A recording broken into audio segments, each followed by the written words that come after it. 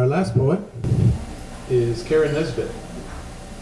Karen is a counselor with the Lester B. Pearson School Board and has been working with teenagers and young adults for over 20 years. I shouldn't say poet, well, she's right, she writes prose, poetic prose.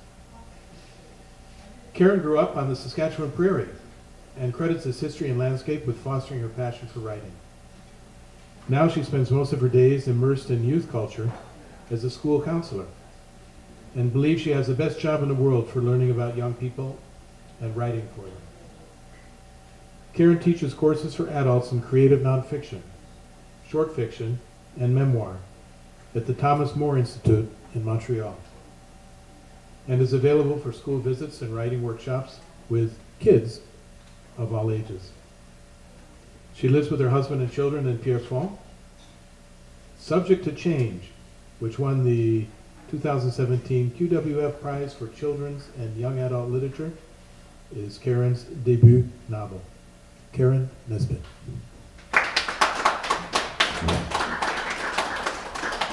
I'm going to read a couple of things that combine my history from growing up in Saskatchewan, my interest in young people, and my interest in things poetic, although they're not poetry. I'd call them short fiction. If they were music, you might call them tone poems. I'm not sure. Let's get closer. Okay. Can everybody hear?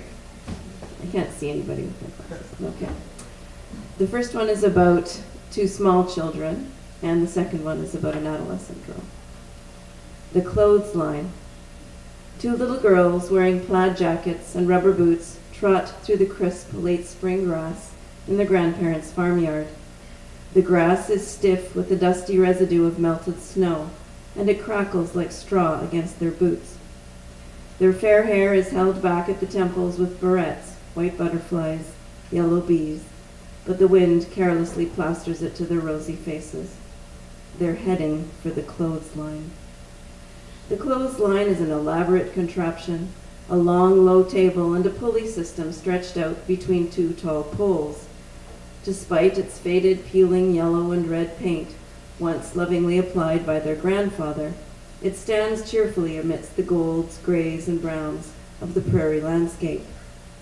It captures the girls' imaginations, along with an abandoned outhouse, an old barn, an antique horse-drawn school bus, and a dirt-encrusted china teapot, a delicious secret which somehow found its final resting place next to an old cow skull and the bluffs bordering the long driveway. The clothesline is fascinating, peculiar, like a medieval machine. For playing, it's perfect. One day it's a secret hideaway, the next a dreadful prison. A stage for glamorous dress-up shows repurposed is a hanging tree. But most often the two little girls imagine the clothesline as a tall sail reaching high into the endless, crisp blue sky. The table is their ship on an undulating sea of prairie fields. The planks beneath their feet are the deck of their craft. In its peeling yellow paint and weathered wood, written by the saltwater waves of their fantasies, are the stories of their many journeys. To the west is the farmhouse, which casts a great shadow on their playground in the early evening. To the south is the highway, whose cars and trucks break the perfect silence with whooshes and gurrs. To the east is a large quarter section of rich earth which, in the summer, transforms into a golden field of wheat, bending with the wind, glistening in the sun, standing tall in the rain, and disappearing into fallow in the cool autumn light. The field is a square in the earth's counterpane. It yields to another square of planted patchwork, which yields to another and another, for miles and miles and miles. Each one is a new land for the girls to discover and explore in their adventures on the Sea of Plains. Off to the north, towards the decrepit barn, their grandmother bends over a hoe.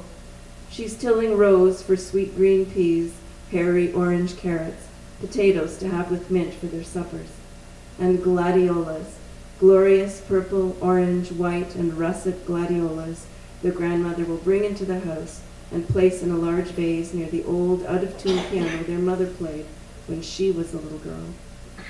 The little girls play. They forget about time. They are the wind and the dust and the crackling grass. They are becoming the wheat fields and the highway and crickets on a sunny porch in the long shadowed evening as the dog licks up scraps.